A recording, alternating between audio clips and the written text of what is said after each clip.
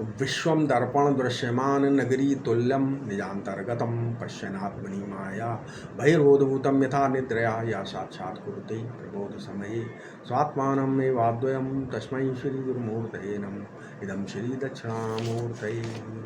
ओम।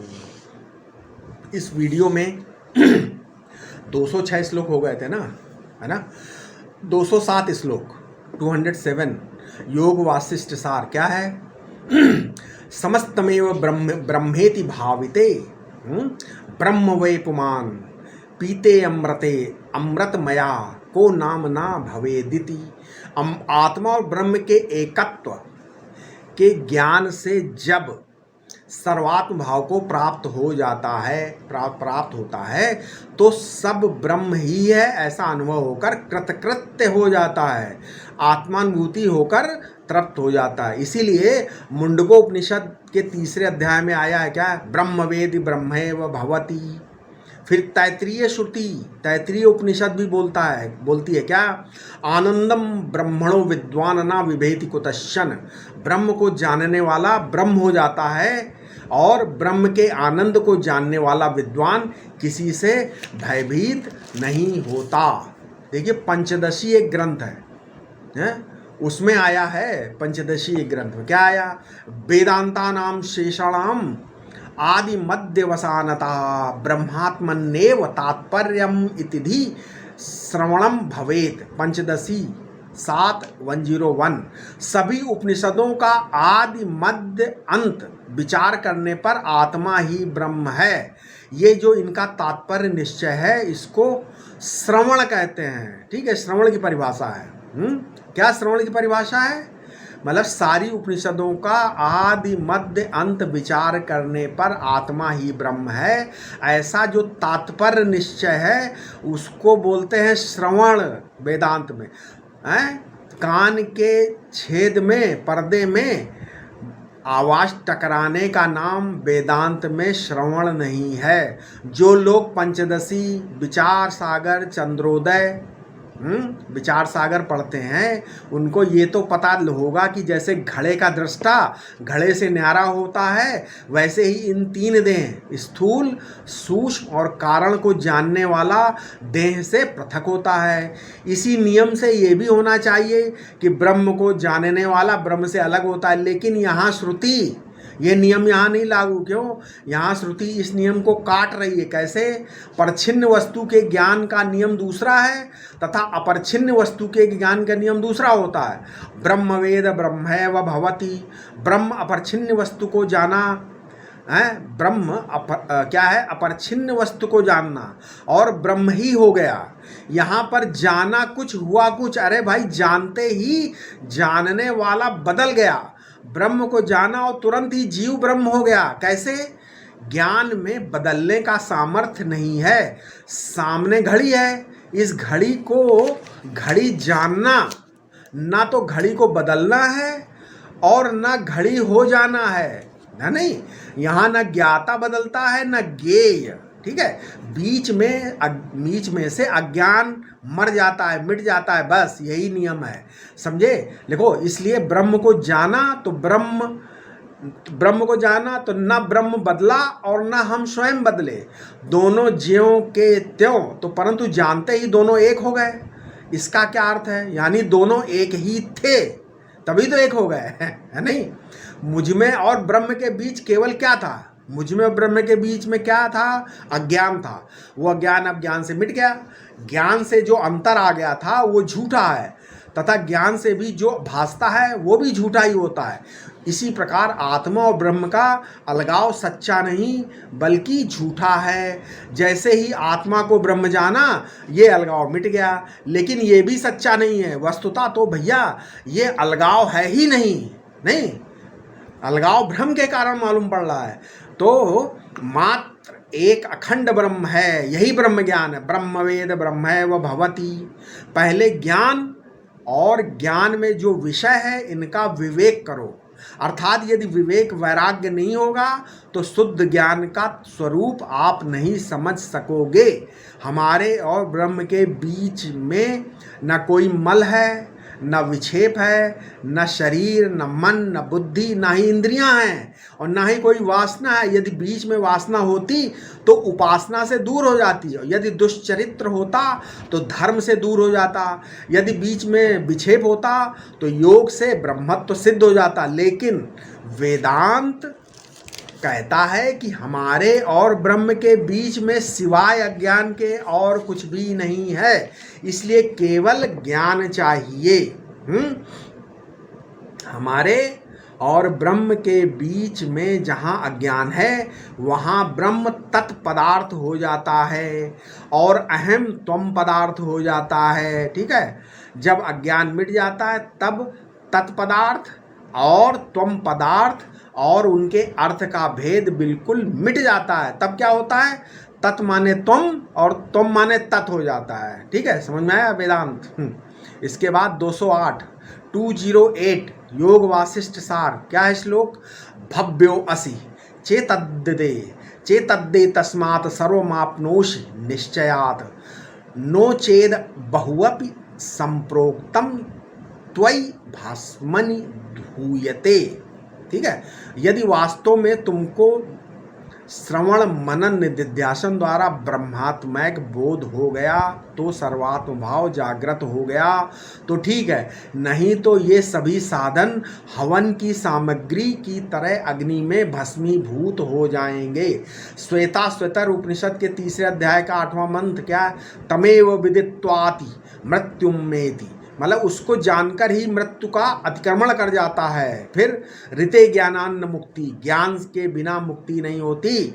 तो देखो भाई, ध्यान और धारणा का मार्ग दूसरा है और अपने स्वरूप में बैठना भी तो एक क्रिया है, नहीं है, ये ज्ञान नहीं है। जिन्हें अपनी वासना बदलनी है उन्हें उपासना करनी चाहिए, जिन लोगों को अपने दुष्चरित्र दूर करना है उन्हें धर्म करना चाहिए, ऐसा वेदांत कहता है। ठीक है, और अगर अपने को देह से पृथक करना है तो तदात्म होकर दृष्टा के स्वरूप में बैठ जाओ। नहीं, ये सब अलग अलग साधनाएं चलती हैं। ठीक है, परंतु वेदांत सबसे विलक्षण बात बताता है, क्या, देखो अज्ञान से अलग मालूम पड़ता है ना, ब्रह्म सर्वाधिष्ठान परमेश्वर रूप, उसी को जब ज्ञान का विषय बनाया कि मैं ब्रह्म हूँ तो देखा कि वही ब्रह्म हूँ मैं, है, अर्थात जो अज्ञान का विषय था वही अंततः आश्रय भी है।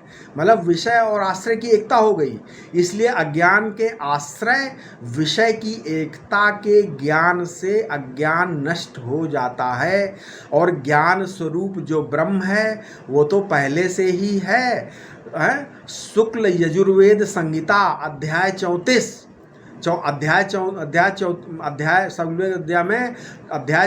में मंत्र है क्या, तदपश्यत तदभवत तदासीत तदपश्यत, उसको देखा माने ब्रह्म को देखा, फिर क्या, तदभवत वही हो गया, अर्थात ब्रह्म को देखा ब्रह्म ही होगा। क्यों हुआ, तदासीत क्योंकि वही था, अर्थात ब्रह्म ही था।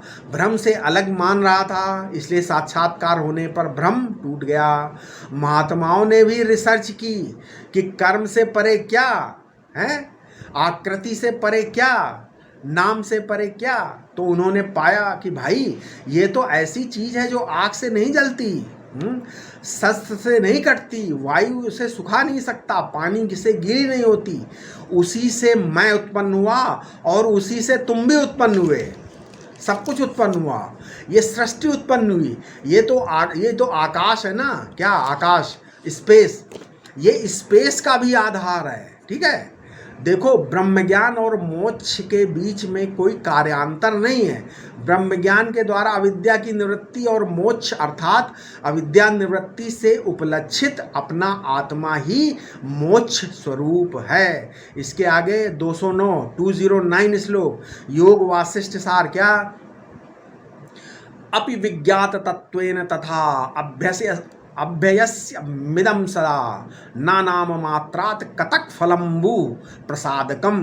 गुरु के द्वारा श्रवण अहम ब्रह्मास्मि महावाक्य, गुरु के द्वारा श्रवण मतलब अहम ब्रह्मास्मि महावाक्य को रटने से ज्ञान नहीं होगा कि अहम ब्रह्मास्मि करते रहो तो रटने से ज्ञान हो जाएगा। उससे नहीं, क्या करना है, मनन और निधिध्यासन भी करते रहना चाहिए, तभी ज्ञान आपका स्टेबल होगा, स्थिर होगा।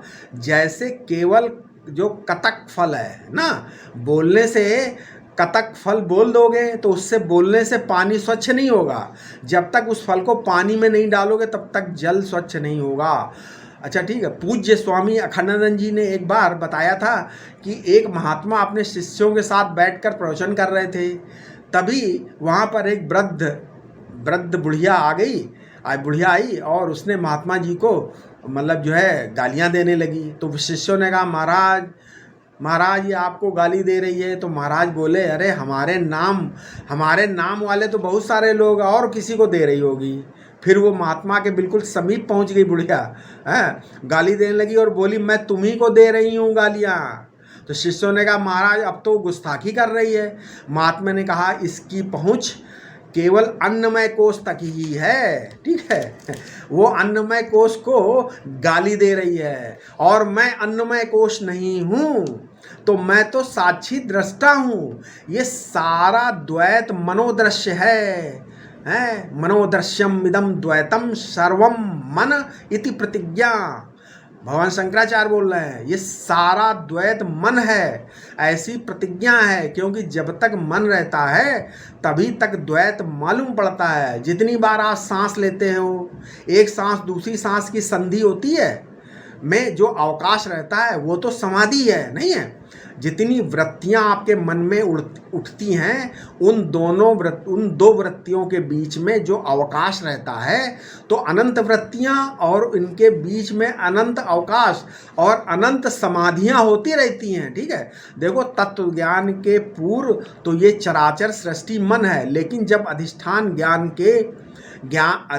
के ज्ञान से अर्थात आत्मा और ब्रह्म की एकता के ज्ञान से जब मन बाधित हो जाता है तो मन भी अधिष्ठान से अभिन्न हो जाता है और ये चराचर सृष्टि अधिष्ठान से अभिन्न है। तब सब कुछ दिखता हुआ भी कुछ नहीं दिखता, होता हुआ भी कुछ नहीं होता, ठीक है। समझाने के लिए ही कहा जाता है कि मन की चंचलता ही सृष्टि है, या तथा मन के निरोध होने पर सृष्टि नहीं होती। देखो भाइयों, हमने आत्म साक्षात्कार के लिए गुरु से श्रवण किया और मनन और निधिध्यासन किया। हमने विद्वान बनने के लिए नहीं श्रवण मनन किया है, ठीक है। भगवान शंकराचार्य ने एक प्रश्न उठाया कि यदि उपनिषद और ब्रह्मसूत्र में मतभेद हो जाए तो किसको मानोगे? बोले उपनिषद श्रुति को ही मानना पड़ेगा, ब्रह्मसूत्र को नहीं मानोगे। इसी प्रकार यदि श्रुति और स्मृति में मतभेद हो जाए, मतलब श्रुति यानी उपनिषद को ही मानना पड़ेगा और स्मृति को साइडलाइन कर देना पड़ेगा। तो आपका देखो, आपका कोई भी अनुभव हो सकता है, लेकिन आपका कोई भी अनुभव प्रमाण नहीं है। श्रुति उपनिषद ही प्रमाण है, श्रुति के विपरीत अनुभव मान्य नहीं है। अच्छा, आपकी अपनी बुद्धि और श्रुति में मतभेद हो जाए, मान लो आपकी बुद्धि कुछ और कह रही है और वेद श्रुति कुछ और कह रहा, तो प्रमाण क्या होगा? अरे भाई, बुद्धि या श्रुति, इसमें श्रुति ही प्रमाण है। अपनी बुद्धि पर इतना अंधविश्वास ना करो, हैं, ज़्यादा इंटेलेक्चुअल मत बनो, श्रुति को ही अप्रमाणिक कहने लग जाओ, ठीक है। देखो, वैराग्य और अभ्यास दोनों आवश्यक है, क्योंकि अगर वैराग्य नहीं होगा तो मन इस दृश्य संसार को छोड़ेगा ही नहीं और अभ्यास नहीं होगा तो मन क्या करेगा? मन एक जगह लगेगा नहीं। तो जहाँ फंसा है वहाँ से छुड़ाने के लिए वैराग्य चाहिए, और जहाँ लगाना है, जमाना है, उसके लिए अभ्यास चाहिए। बार बार वहीं पर लगाओ। इसके आगे थोड़ा और पतंजलि योग दर्शन का थोड़ा आगे हम अपने अगले वीडियो में बताएंगे, ठीक है। ओम शांति शांति शांति।